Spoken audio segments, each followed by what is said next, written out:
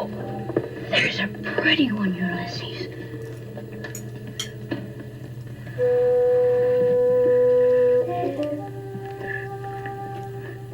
There it is. Hello BookTube, I'm Sean the Book Maniac. Welcome back to my channel. Here I am with another blind page 112 collaboration.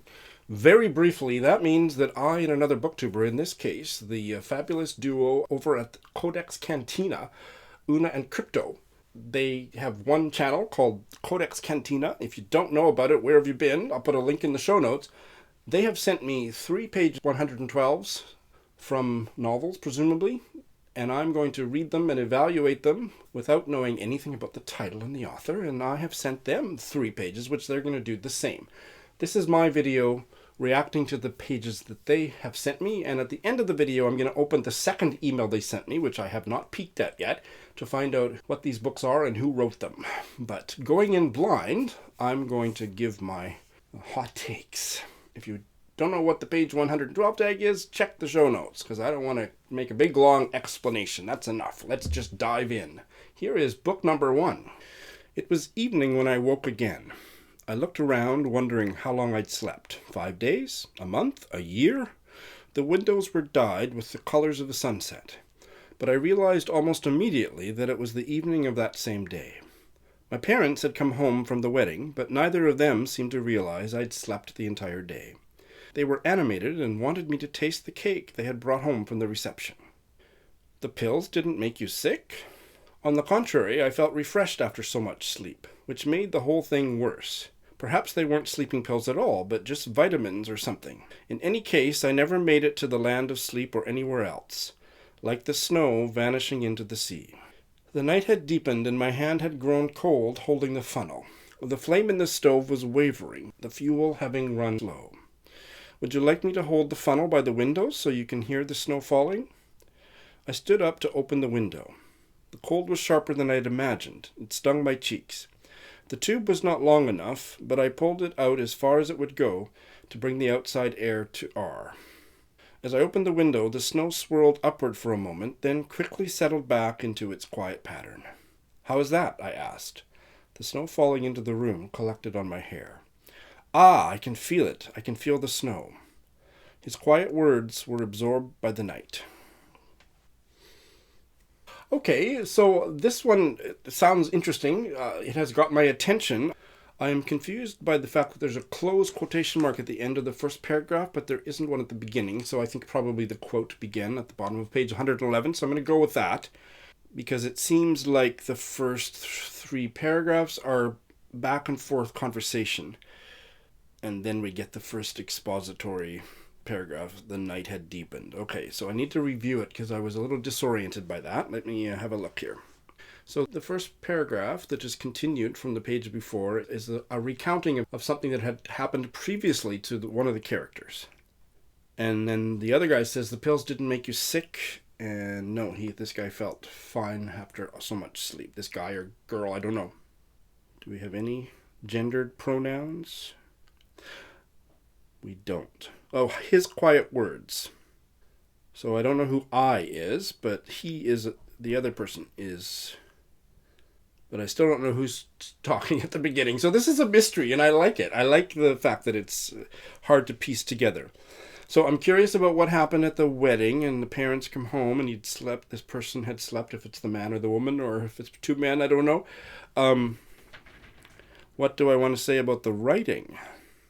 I like the writing. The writing is very straightforward. It doesn't draw attention to itself, but certainly it's vivid. I like the last line. His quiet words were absorbed by the night. I mean, it's just a nice sentence. It's nothing special, but it's very... I can feel that sentence. I'm intrigued by the story. I like it. I want to know more. My reaction is favorable, but there's nothing much that I can say about it. So, that's book number 1. Book number 2. Which didn't keep him from being so annoyed that he might, in a grand and single swipe, break those dirty trinkets. Just then the young man seemed to understand that she liked them a lot, and he detested her and desired them, for after all he was a man. He couldn't stand courtesies any longer, and would sweep away in a single gesture the smart little ladies of Sao Geraldo, their trinkets, their whims, and be alone. This was the fellow's cruel desire, looking at her with ferocity. Lucretia, under threat, was growing larger in defense, both of them staring at each other in rage, but the truth sneakily transforming itself. He with his wrinkled brow, she already frightened. He masculine, she feminine. She light, he heavy. She bad, and he good. Realizing before he did the situation they were in, the girl looked at him in defiance. Pursue recoiled. Both stared at each other, disappointed and alert. Oh, he really wanted her, Pursue felt. Suddenly, she was necessary to him, just as the girl seemed to need furniture, trinkets. Was he needing her in order for her to make something concrete with her presence? In a fleeting, almost negative movement, that's how he understood her for an instant. Meanwhile, Lucretia was reigning, looking at her fingernails. One day he touched her shoulders in order to show her something and felt the bones of that person who thought herself a queen. He quickly started to tell her about the plans he'd made for an outing, the reason after all for his morning visit. We'll take the trolley at the market, get off at the second place. From there we'll take the road to... Soon, interested, she was following the plan. And soon, both of them distracted, they once again seemed to think about the same thing, about the love that had failed a few moments ago, and she'd never forgive. Okay, this one, there's something about the energy, the dynamic between these two that it's turning me off, but that's the issue with page 112. The whole novel may not be like this, but this strikes me as kind of melodramatic game playing between the two people, and that is deeply uninteresting to me. I don't think it's badly written. It's feeling a little bit dated or possibly translated. It's not the kind of prose that invites me in. I didn't hate it, but the dynamic between this man and Lucretia I found to be a turn-off for me personally, so it doesn't draw me in because of that. The writing is fine, a little bit formal, a little bit has this feel of kind of being translated. The fact that it's not grammatical is fine, that's interesting, but it's just a little bit too melodramatic for my taste, so I didn't really care for that one. And book number 3. It gives me pleasure to watch his striking, thickly bearded face, and the veins and muscles as they stand out upon his great, powerful arms whenever he makes an extra effort. In the room behind the partition wall, where Mimi and the girls have slept, yet so near to ourselves that we have exchanged confidences overnight, movements are audible. Their maid Masha keeps running in and out with clothes which she conceals from our curious gaze by covering them with her skirt, and at last the door opens and we are summoned to drink our tea. Vasily, however, in an excess of superfluous zeal, runs into the room to fetch first one article and then another, and urges Maria Ivanovna to hasten her preparations for an early start. The horses are harnessed and show their impatience by now and then tinkling their bells.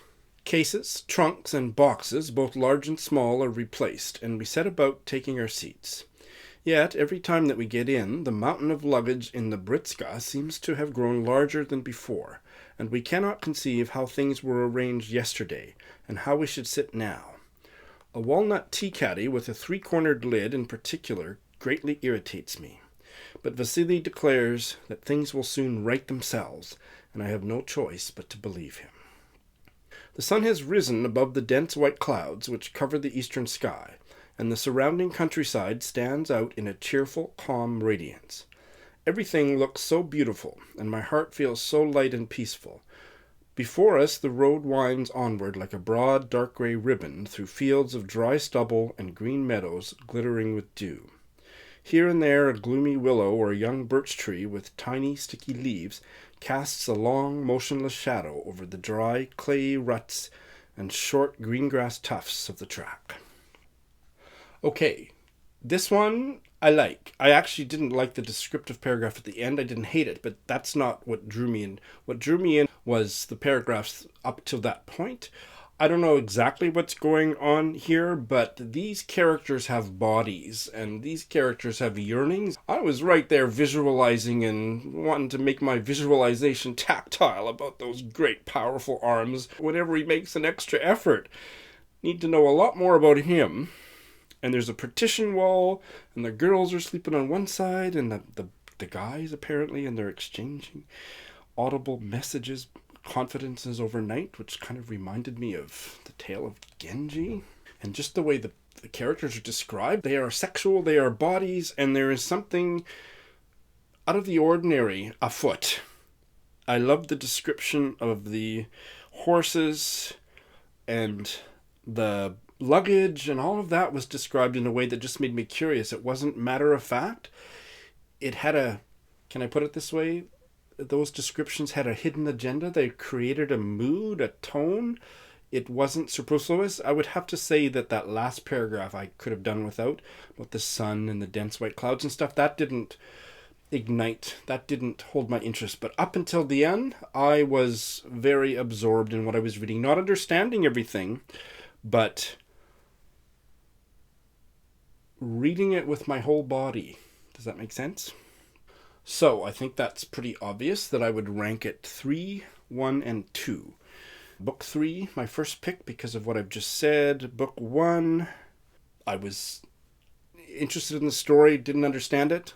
The point of the page 112 test or challenge is not to understand what you're reading, but to just measure your interest, your enjoyment, and your experience of the writing. And so, yes, I am quite interested in book number 1, my second choice, and book number 2 didn't work for me really at all. I didn't hate it, but didn't draw me in at all. So those are my rankings.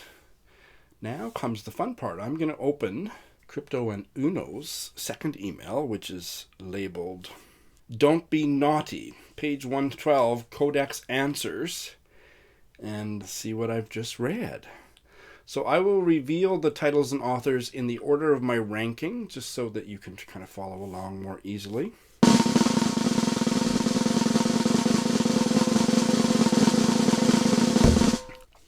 Very interesting. So my first pick was book number 3, and that is Childhood, Boyhood, and Youth by Leo Tolstoy. Well, Leo Tolstoy was a fabulous writer, and now I want to read this book that he wrote. I presume that is a memoir, but I don't know for sure. Wow, Tolstoy. So, okay. And my second pick was the book number 1, which was The Memory Police by Yoko Ogawa, and that is a translated work. Let's see who translated that.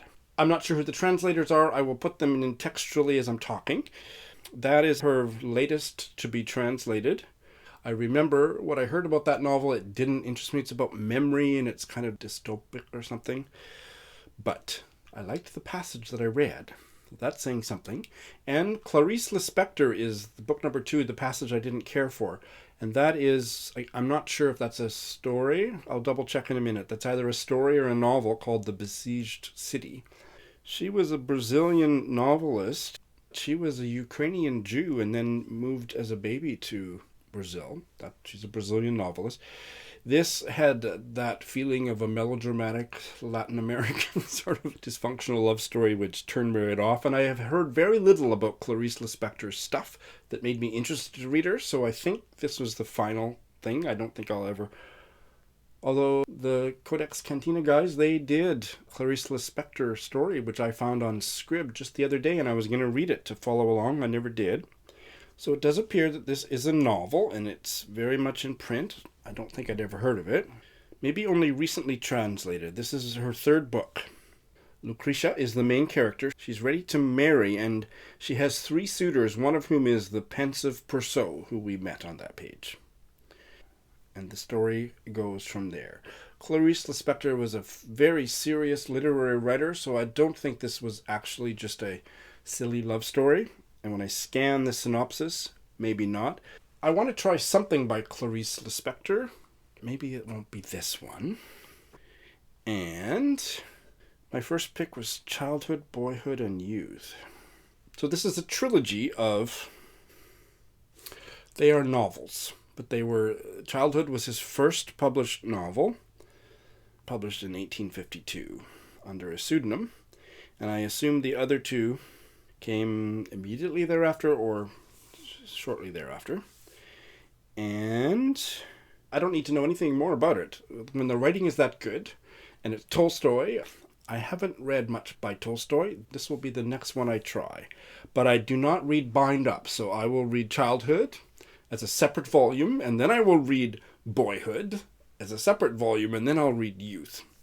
It's not just because I want to count them for Goodreads. I can't stand bind-ups. Although on Kindle, I can get all three for under $2.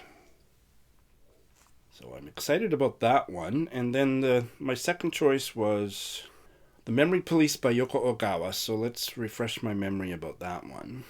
Yeah, it's described as a haunting Orwellian novel about the terrors of state surveillance.